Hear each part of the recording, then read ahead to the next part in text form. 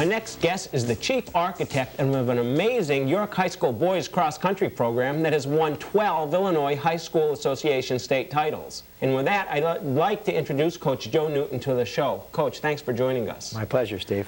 Before I even start asking you questions about the dynasty of York High School or the Keebler Invitational, I want to know, do you really get up at 4:30 every morning and work out? Every single morning. I haven't missed a day in almost 12 years, Steve. August 3rd will be a 12-year cycle where I haven't missed one single day. 4:30 every morning. Unbelievable. Do you have your teams practice that type of discipline as well? We like it if we can get that kind of discipline. I feel if I can discipline myself, it's a little easier for me then to try to relate that to the young people. And boy, that's amazing.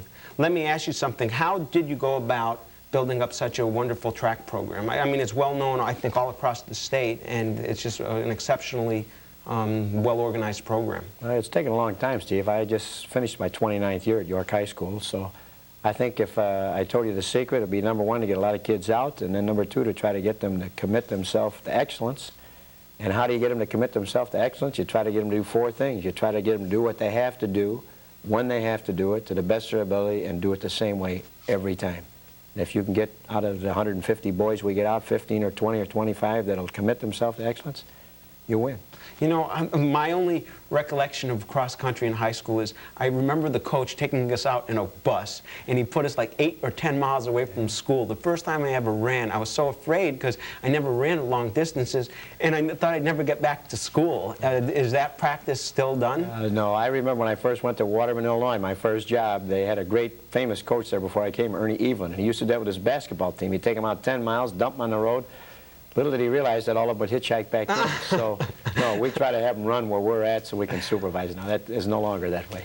Well, let me go on. How did you do in this year's state meet? Well, in cross country, we won our 5th consecutive state championship, which broke the all-time state record. The all-time record had been 4 straight by York and Paris. So that was a great thing, and Jimmy White won the individual title. And now we just came to the track season, and we were hoping to make it a triple, the individual and the state team title in cross country and the track title.